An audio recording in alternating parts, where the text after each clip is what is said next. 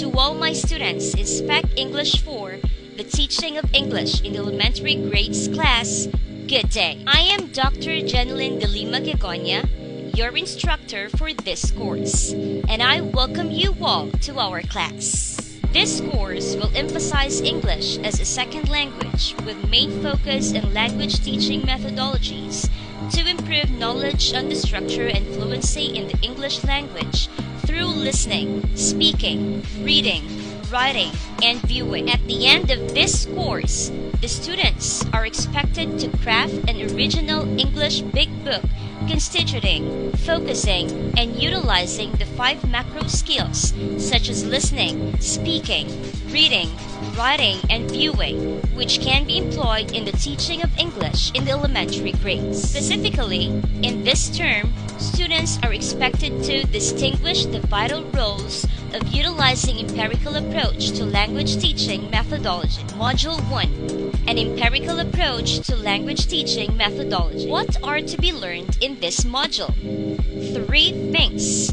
First, definition of methodology. Second, research into language processing and production.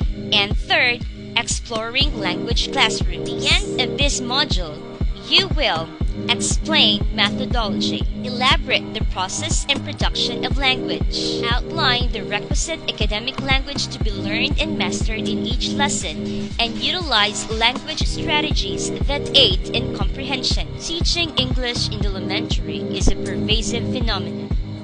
Becoming a novice English teacher in the future, you must have the enthusiasm to learn and experiment what you have learned as you engage in the work of educating the citizens of the land. In this module, you will be introduced and familiarized with a pragmatic approach to language teaching methodology by obtaining full clear grasp of how methodology is defined in the English classrooms and how language is processed and produced using developmentally suitable classroom practices. This also helps you understand particular matters impacting language and language learning and contemplate on them. As you go through this module, you become more aware of yourself and gain enough confidence that will allow you to arrive at classroom decisions that will provide your future learners the maximum benefit. Methodology. What is it for you?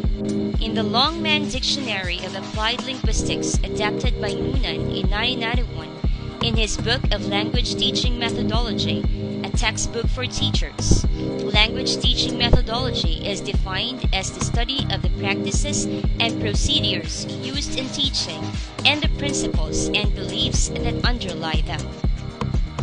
Using the given picture, cite the importance of language teaching methodology in 2 to 3 sentences.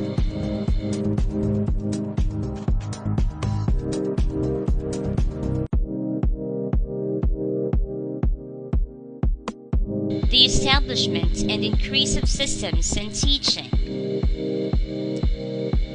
Development of materials and employment of tasks in the classroom are the essential aspects in the language teaching methodology. In this module, you are given the opportunity to see the evolving art of literature and language learning, which can be applied to both first and second language learners and can be affected by methodologists in the procedure of drawing up principles for the classroom materials and learning tasks making.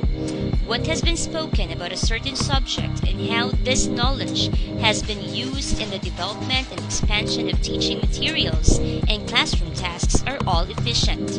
However, considering the stance of practical methodology, this particular knowledge will not become valuable to you without giving you the opportunity to use and test the ideas with relevance to your own classroom conditions or to your own progress as a practitioner. Every phase of this module wraps up with a set of tasks which are created to motivate you in applying and assessing the concepts, materials, and methods presented in the body of the module, anchored with the important step as you go through the process of such professional engagement, from conceptualizing ideas to affecting application to investigating exploration. As stated previously, the Longman Dictionary of Applied Linguistics, adapted by Noonan in 1991, in his book of Language Teaching Methodology, a textbook for teachers. Language teaching methodology is defined as the study of the practices and procedures used in teaching, and the principles and beliefs that underlie them.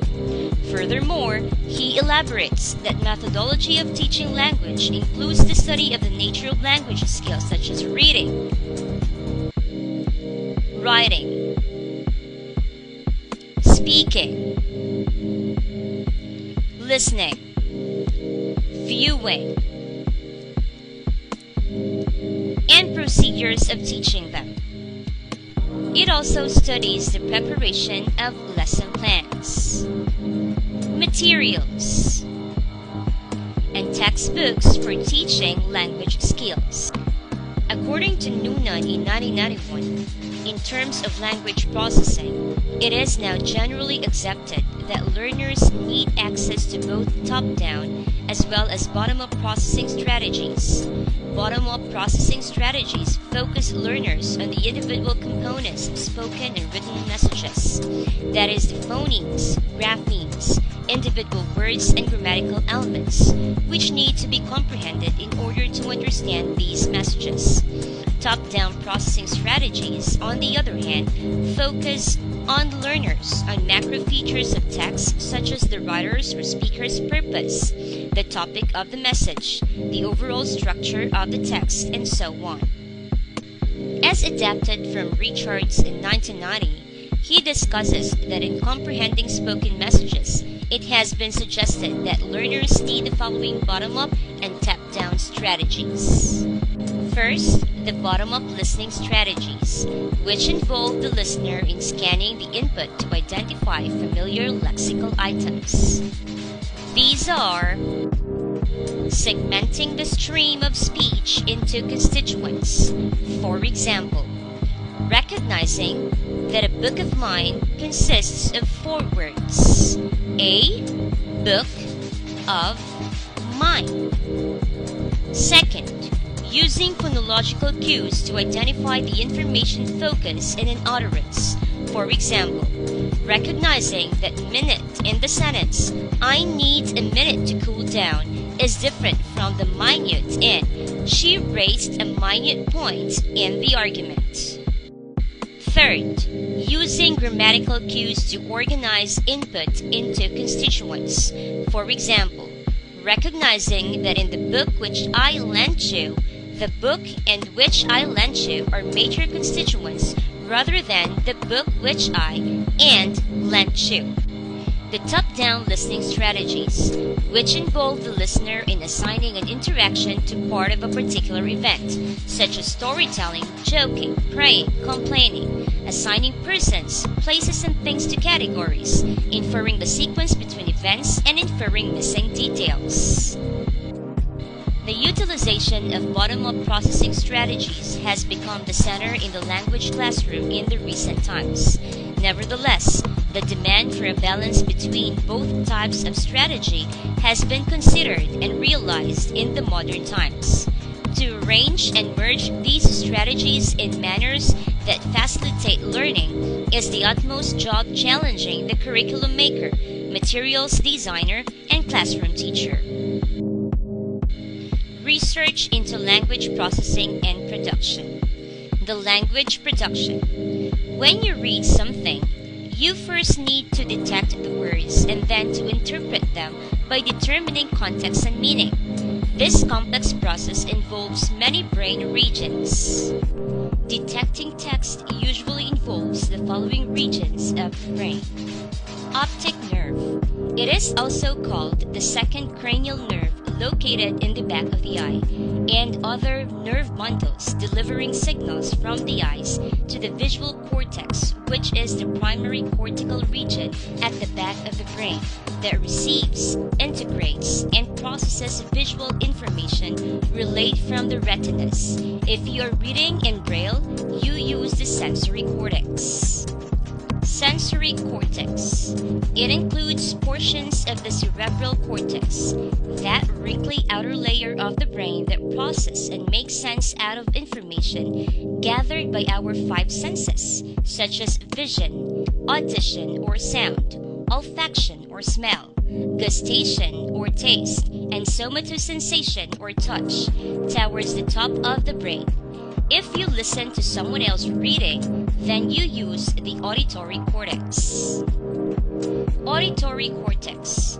It is the part of the temporal lobe that processes auditory information in humans and many other vertebrates and is found not far from your ears.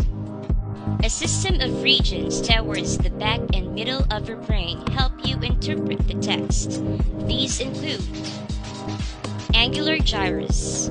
It is involved in a number of processes related to language, number processing and spatial cognition, memory retrieval, attention, and theory of mind, and is located in the parietal lobe, one of the major lobes in the brain, roughly located at the upper back area in the skull. Wernicke's area. It is comprising mainly the top rear portion of the temporal lobe that is important for language development. Insular cortex. It is also known as insula or insular lobe, which is a portion of the cerebral cortex folded deep within the lateral sulcus, also called sylvian fissure or lateral fissure, and is one of the most prominent features of the human brain. Basal ganglia. It is also called basal nuclei, which are a group of subcortical nuclei of varied origin in the brains of vertebrates, including humans. Cerebellum. It is the Latin for little brain and is responsible for coordinating voluntary movements. These regions work together as a network to process words and word sequences to determine context and meaning. This enables our receptive language abilities, which means the ability to understand language. Complementary to this is expressive language, which is the ability to produce language. To speak sensibly, you must think of words to convey an idea or message. Formulate them into a sentence according to grammatical rules, and then use your lungs, vocal cords, and mouth to create sounds. Regions in your frontal, temporal, and parietal lobes formulate what you want to say, and the motor cortex in your frontal lobe enables you to speak the words. Most of this language-related brain activity is likely occurring in the left side of your brain, but some people use an even mix of both sides and, rarely, some have right dominance for language. There is an evolutionary view that specialization of certain functions to one side or the other may be an advantage, as many animals, especially vertebrates, exhibit brain function with prominence on one side. Why the left side is favored for language isn't known. But we do know that injury or conditions such as epilepsy, if it affects the left side of the brain early in a child's development, can increase the chances language will develop on the right side. The chance of the person being left-handed is also increased. This makes sense because the left side of the body is controlled by the motor cortex on the right side of the brain. The more proficient your learners have become in the use of English language, the more stars you get.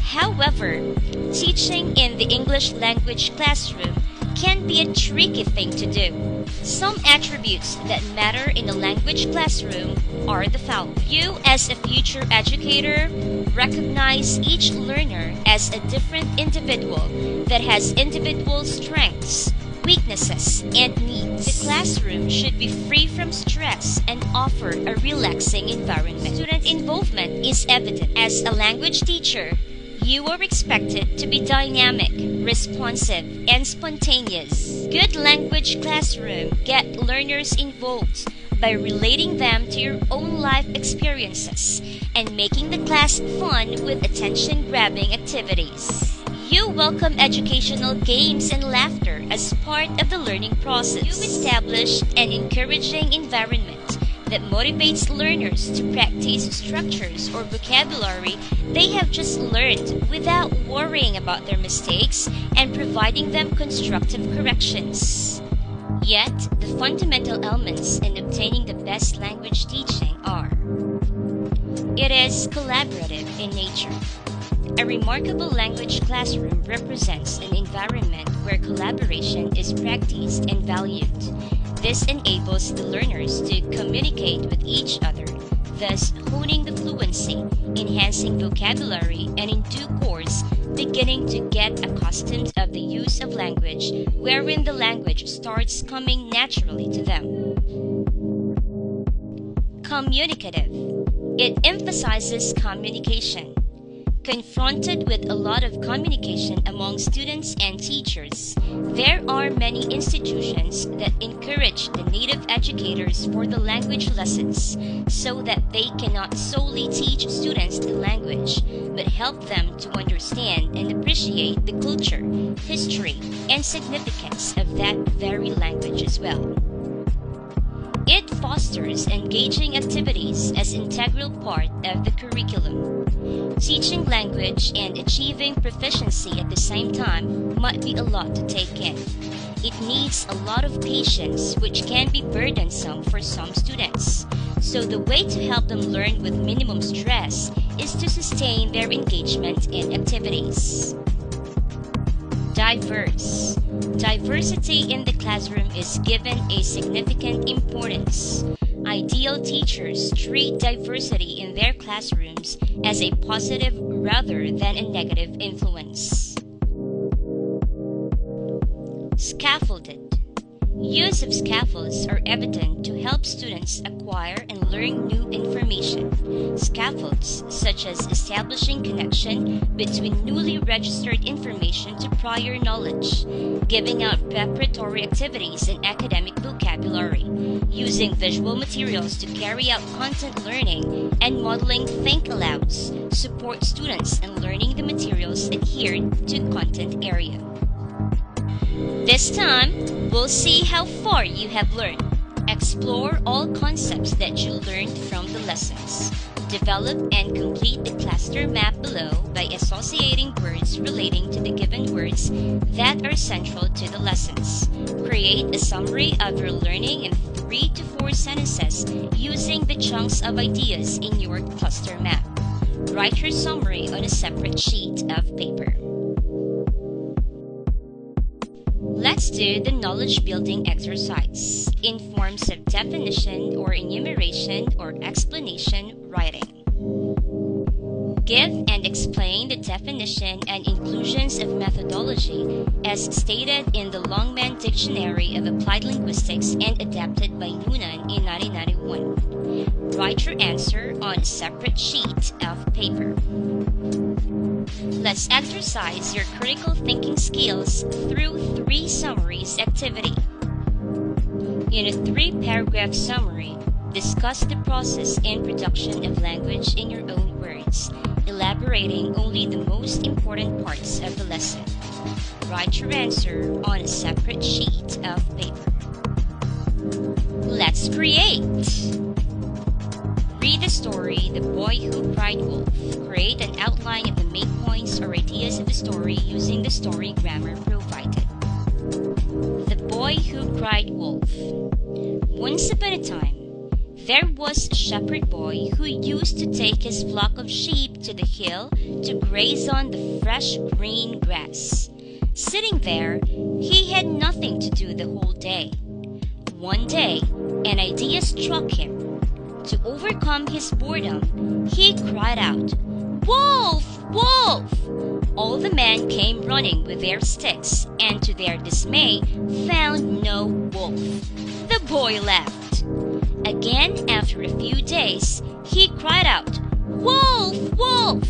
And the villagers again came running up the hill, only to find that the shepherd boy had fooled them.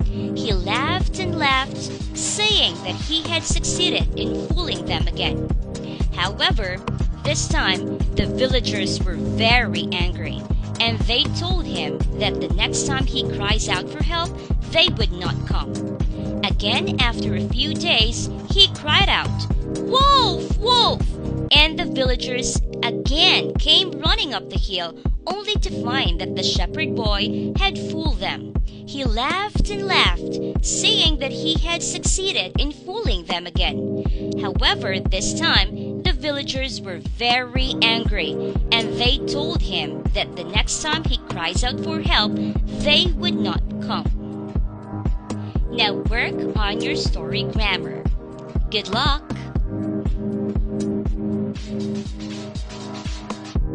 According to Cesar Chavez, our language is a reflection of ourselves. A language is an exact reflection of the character and growth of its speakers. That would be all. Thank you, and I hope that you've learned a lot today.